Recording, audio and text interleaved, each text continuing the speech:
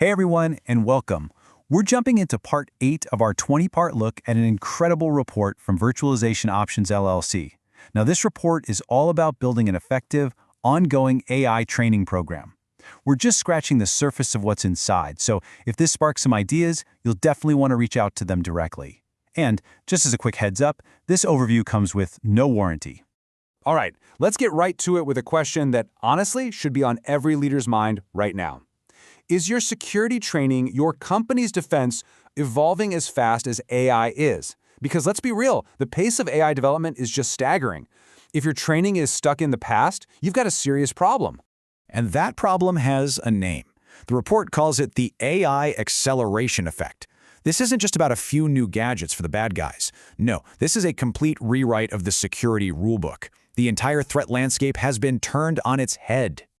I mean, just look at this. AI is basically democratizing cybercrime. It used to take serious skill, time, and money to pull off a sophisticated phishing attack or create a deepfake that could actually fool someone. Now, you can do it with off-the-shelf AI tools. Cloning your CEO's voice is no longer science fiction. This means even low-level attackers can launch incredibly advanced attacks. The volume and sophistication of threats coming at your team has just exploded. So what does that lead to? This simple, powerful conclusion. That annual, click-through, check-the-box security training that everybody hates. It's not just boring anymore, it's dangerously obsolete. It's like training your soldiers to fight with muskets when the enemy has laser beams. It's just not enough. In this slide just lays out the difference so clearly. On one side, you've got the old way. Static, one size fits all, outdated almost immediately, and really, it's just about checking a compliance box. But on the other side, that's the goal. A dynamic, continuous learning model that's always up to date, tailored to what people actually do in their jobs, and is designed to build a real culture of security, not just get a passing grade on a quiz. Okay, so we've laid out the problem, and it's a big one, but the good news is the report doesn't just leave us there. It moves right into the solution, which it calls the continuous learning advantage. And this isn't just some feel-good theory. We're talking about hard numbers here. The data shows that companies who switch to this kind of ongoing, continuous training see up to 60% fewer successful social engineering attacks. Let that sink in. 60%. That is a game-changing reduction in risk.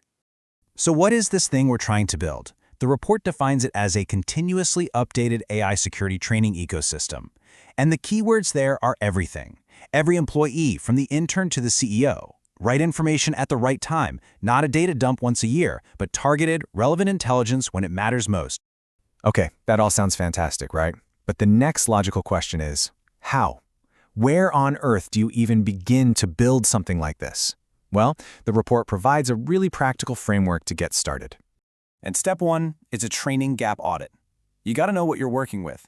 This means you inventory everything you have, you map it to the threats it's supposed to protect against, and, this is huge, you flag anything that's more than a year old. That stuff needs to go, immediately. The goal here is to get a brutally honest picture of how big the gap is, between what your people know and what they need to know. Now, what you teach has to change too. We're way beyond just spotting a typo in an email. A modern AI security curriculum covers the whole shebang.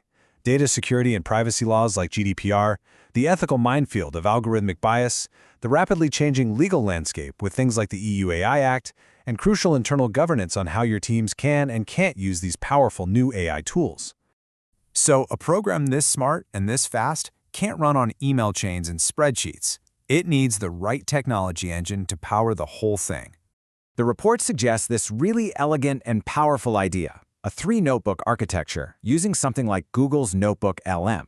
Think of it like this. You have a master notebook that's constantly drinking from the fire hose of threat intelligence from top sources like CISA and MITRE. Then you have role-specific notebooks that take that master info, filter it, and blend it with intel that's only relevant to, say, the finance team. And finally, you have a policy notebook that's the single source of truth for all your internal rules. It's a brilliant way to turn chaos into clarity. Of course, not all threats are created equal. For the really, really bad stuff, the system needs an emergency broadcast channel. That's what Tier 1 critical alerts are for. This isn't your weekly update. This is the break glass in case of emergency notification. So what rises to the level of a Tier 1 alert? We're talking about a 0-day vulnerability in an AI tool your entire company depends on.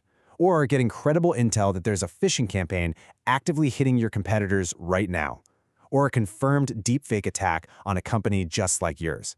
These are immediate, high-impact threats that require everyone to be on alert instantly. And all of this brings us to the final and I think most important question. Is your organization actually learning? Is it a living, breathing thing that adapts in real time to new threats?